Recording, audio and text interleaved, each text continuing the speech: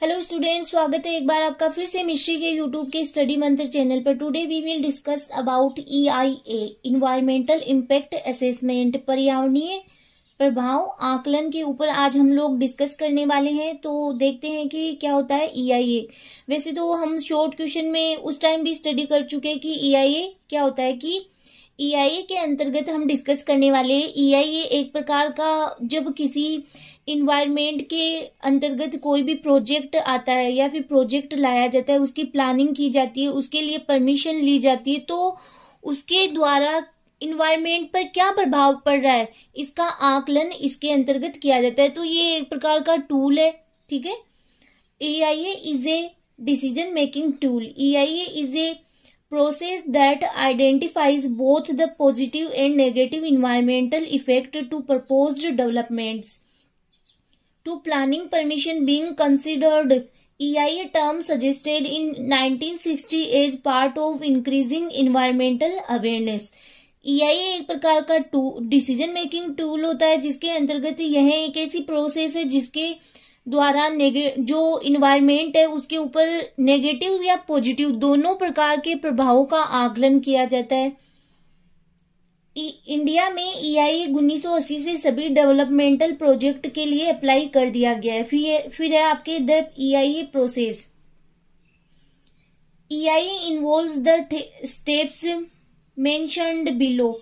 सबसे पहले स्क्रीनिंग, फिर स्कोपिंग, फिर कलेक्शन ऑफ बेसलाइन डाटा, फिर impact prediction, mitigation measures and EIA report, public hearing, decision making, monitoring and implementation of environmental management plan. और last आप यहाँ पे लिख सकते हो कि रिस्क असेसमेंट।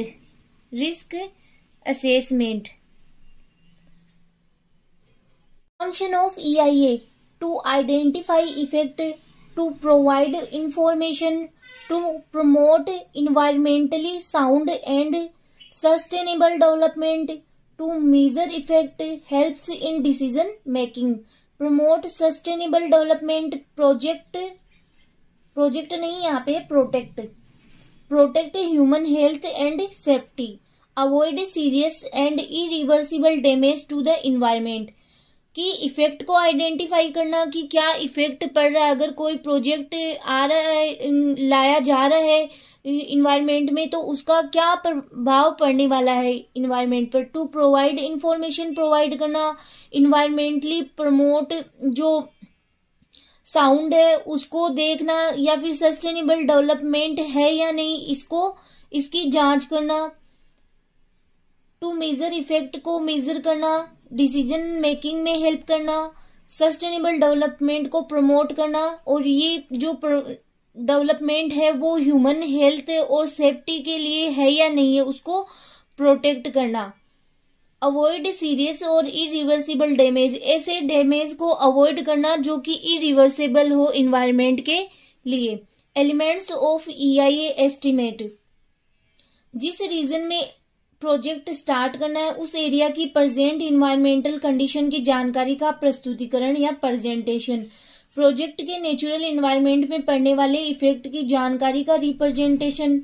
प्रोजेक्ट में लागत, खर्च एवं सोशल को मिलने वाले लाभ का मूल्यांकन। प्रोजेक्ट से प्रोड्यूस अनफेवरेबल इफेक्ट को सुधारने के उपायों का रिप्रेजेंटेशन।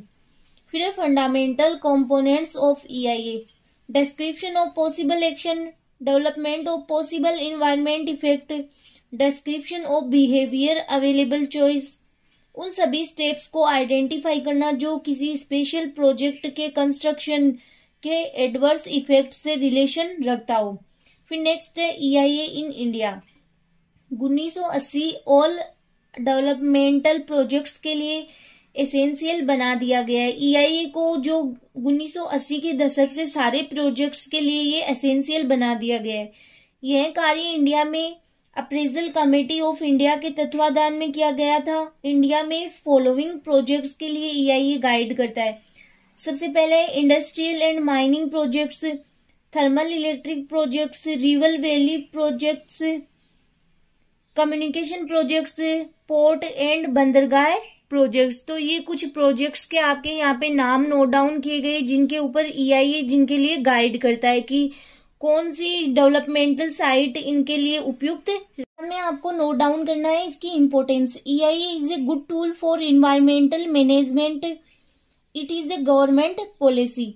फिर आपको एक फ्लो चार्ट अगर आप बनाना चाहो, अगर एग्जाम में आपके पास टाइम रहे तो आप ये फ्लो चार्ट बना सकते हो। सबसे पहले स्टार्ट, फिर साइट का सिलेक्शन किया जाता है, फिर conduct EIA, apply for NOC, SPCB, arrange public hearing, फिर project proponent apply for the environmental clearance, submitting required documents, EIA report. इसके अंतर्गत क्या होता है कि जो मतलब EIA जब बन जाती है या कंडक्ट की जाती है उसके बाद में जो साइट होती है उसके ऊपर जिस डेवलपमेंटल साइट यूज में ले रहे हैं उसके सारे डॉक्यूमेंट्स EIA को देने होते हैं, मतलब रिपोर्ट करवाने होते हैं।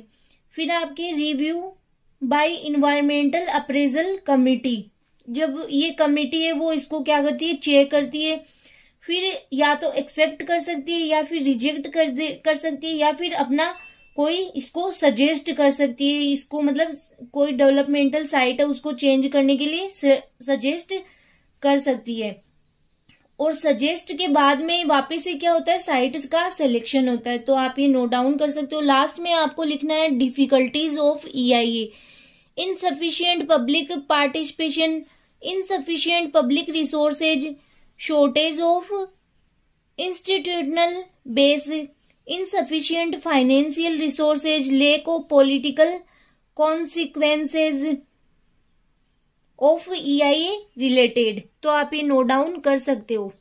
अगर 10 मार्क्स में ही अगर आपको ये क्वेश्चन पूछ लिया जाए तो आपको ये सब इतना टाइम भी नहीं मिलेगा कि आप इतना सब लिख के आओ। इसमें से आप 2-3 पॉइंट जो इजी लगे आपको वो आप नोट डाउन कर सकते हो। सबसे पहले आपको EIA की डेफिनेशन नोट डाउन करनी है, फिर इसके अंतर्गत कौन कौन सी प्रोसेस है वो लिखनी है, फिर आपको इसके जो EIA इन इंडिया वो आपको लिखना होगा। फिर आप इसकी इम्पोर्टेंस भी नोट डाउन कर सकते हो। अगर आपके पास टाइम रहे तो आप ये फ्लो चार्ट बना सकते हो।